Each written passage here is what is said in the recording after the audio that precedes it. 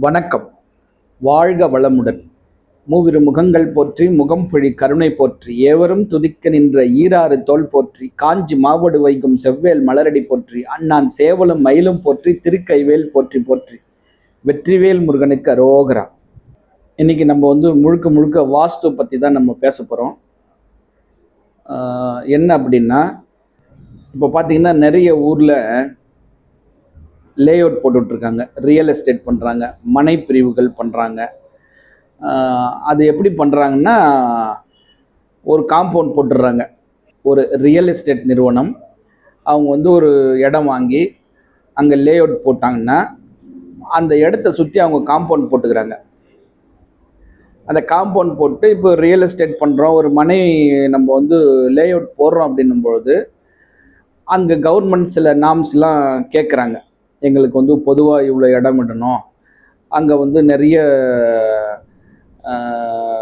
மக்கள் அங்கே வீடு வாங்குவாங்க, அதில் ஒரே ஜாதி மக்கள் தான் இருப்பாங்கன்னு எப்படி நம்ம சொல்ல முடியும்?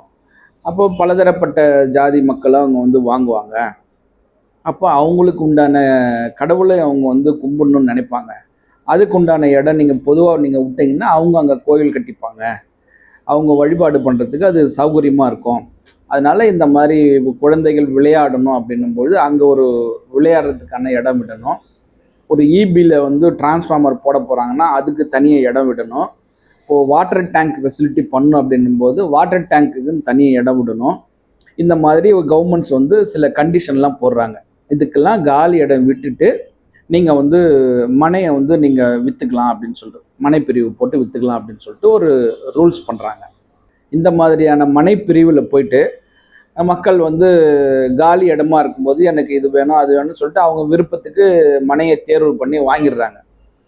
வாங்கிட்டு ஒரு சிலர் உடனே வீடு கட்டிடுறாங்க, ஒரு சிலர் நம்ம மெதுவாக கட்டிக்கலான்னு விட்டுறாங்க. அது காலப்போக்கில் வளருது, நிறைய பேர் வீடு கட்டுறாங்க.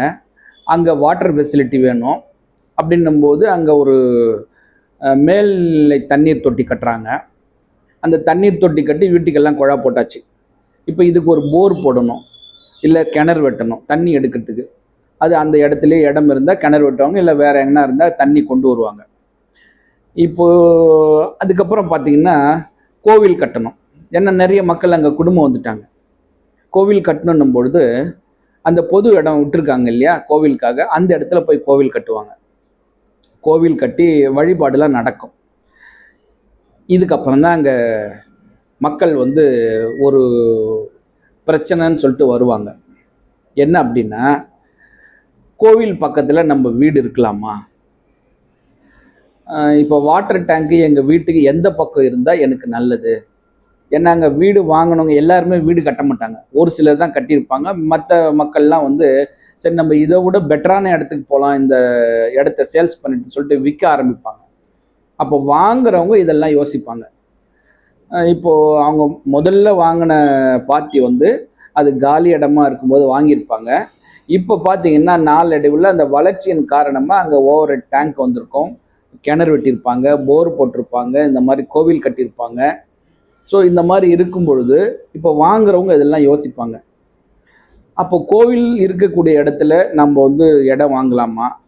ஏன்னா கோவில் கோபுரம் நம்ம வீட்டு மேலே அந்த நிழல் விழக்கூடாது அப்படின்னு சொல்லிட்டு ஒரு ஐதீகம் இருக்குது. இதன் காரணமாக மக்கள் கேள்வி கேட்பாங்க. அப்போ வாட்டர் டேங்க்கு எங்கள் வீட்டுக்கு எந்த பக்கம் இருக்கலாம்?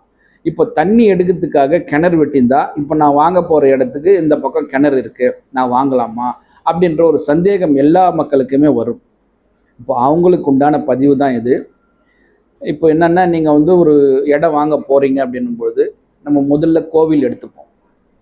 கோவில் நம்ம வீட்டுக்கு எந்த பக்கம் வரக்கூடாது அப்படின்னா, நம்ம இடத்தோட நம்ம வீட்டோட வடகிழக்கு பகுதியில் கோவில் வரக்கூடாது. அப்போ மற்ற திசையெல்லாம் வரலாம்னா தாராளமாக வரலாம். அந்த கோவிலுடைய நிழல் நம்ம வீட்டுக்கு நம்ம இடத்துக்கும் வடகிழக்கு பகுதியில் நிச்சயமாக வரக்கூடாத இடம். அப்போ எனக்கு தென்கிழக்கில் வருது, தெற்கு வருது, மேற்கு வருதுன்னா தாராளமாக வரலாம். எனக்கு காரணம் அது வடகிழக்கு பகுதியை அந்த கோவில் நிழல் விழக்கூடாது அப்படின்ற காரணம் என்னன்னா, வடகிழக்கு பகுதி வெயிட் வரக்கூடாது, அது நம்முடைய முகப்பகுதி. அதனால அந்த பக்கம் வெயிட் வரக்கூடாது. பக்கத்துல இருந்து அது வெயிட் இருந்தாலே நம்ம வீட்டு மேலே நிழல் வரும். ஸோ அது நம்ம வந்து பாதிக்கும். அதனால வந்து வடகிழக்கு பகுதியில் கோவில் வராமல் நீங்கள் பார்த்துக்கோங்க. நம்ம மனைக்கு பக்கத்தில், நம்ம வீட்டுக்கு பக்கத்தில். அது தெற்க ஒட்டி இருந்தால் ஓகே தான், அந்த இடம் நீங்கள் வாங்கலாம். மற்ற திசையில் கோவில் இருக்குன்னா தாராளமாக நீங்கள் வாங்கிக்கோங்க, அதில் ஒன்றும் நோ இஷ்யூ. ரெண்டாவது, இந்த கிணறு பார்த்தீங்கன்னா வடகிழக்கு பகுதியில் கிணறு இருந்தால் ஓகே. நம்ம வாங்க போகிற மனைக்கும் சரி, அந்த டோட்டல் லே அவுட்லையும் சரி, வடகிழக்கு பகுதியில் அந்த பொது கிணறு எங்களுக்கு அந்த அந்த அந்த லே அவுட்டுக்கு உள்ளார இருக்கிறவங்க எல்லாருமே நாங்கள் அந்த கிணத்துல தான் தண்ணி எடுத்து குடிக்க போகிறோன்னும் பொழுது அந்த கிணறு வந்து வடகிழக்கு பகுதியில் இருந்தால் ரொம்ப ரொம்ப சிறப்பு. இப்போ வடகிழக்கு பகுதி கிழக்கு பக்கம் இருக்குது, வடக்கு பக்கமாக இருக்குதுன்னா ஓகே. இப்போ வடமேற்கு பகுதி, தென்கிழக்கு பகுதி, தெற்கு, மேற்கு, தென்மேற்கு பகுதியில் அந்த பொது கிணறு இருக்குதுன்னா அந்த லே அவுட்டில் நீங்கள் இடம் வாங்காதீங்க. எவ்வளோதான் விலை கம்மியாக இருந்தாலும் அந்த லே அவுட்டில் நீங்கள் இடம் வாங்காதீங்க. அந்த தண்ணி எடுத்து குடிச்சிங்கன்னா அது உங்களுக்கு பிரச்சனைக்குரிய தண்ணியாக தான் இருக்கும். நீங்கள் மூன்றாவது பார்த்தீங்கன்னா, இந்த ஓவர் ஹெட் டேங்க்கு, வாட்டர் டேங்க்கு, மேல்நிலை தண்ணீர் தொட்டி, அந்த லே அவுட்டில் தென்மேற்கு, தெற்கு, மேற்கு சார்ந்து அவங்க கட்டியிருந்தாங்கன்னா அந்த லே அவுட் வந்து ஒரு சிறப்பான லே அவுட்டாக இருக்கும்.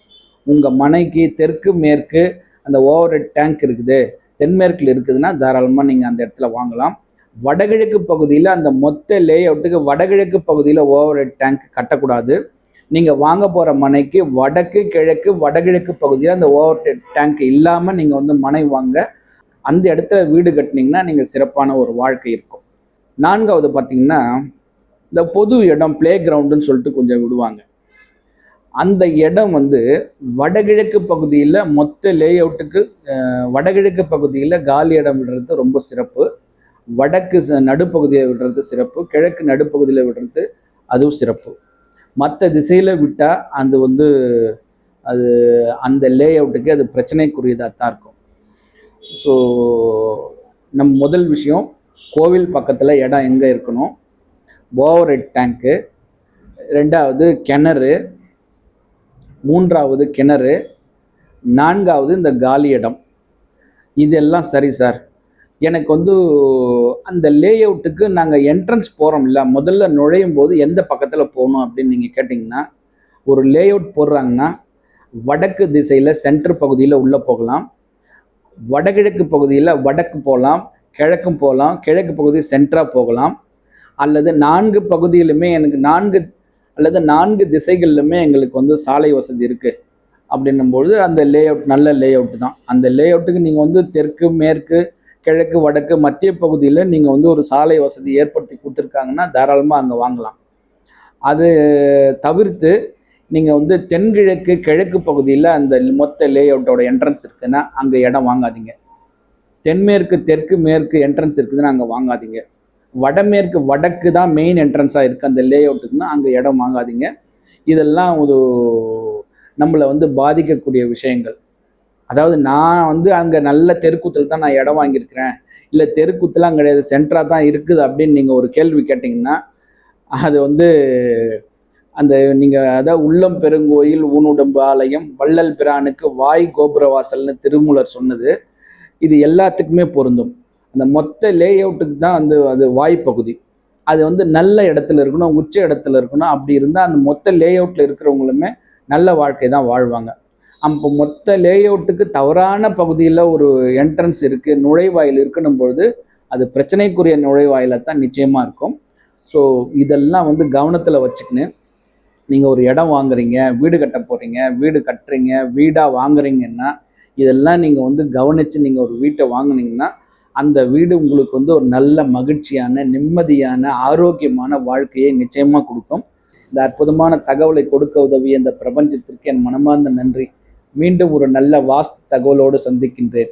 6 தடந்தோல் வாழ்க, 6 முகம் வாழ்க, வெப்பை கூறுசை தனிவேல் வாழ்க, குக்குடம் வாழ்க, செவ்வேலேறிய மஞ்சை வாழ்க, யானை தன் அணங்கு வாழ்க, மாறிலா வள்ளி வாழ்க, வாழ்க சீர் அடியார் எல்லாம். வெற்றிவேல் முருகனுக்கு அரோகரா. வணக்கம். வாழ்க வளமுடன், எல்லாம் செயல்கூடும்.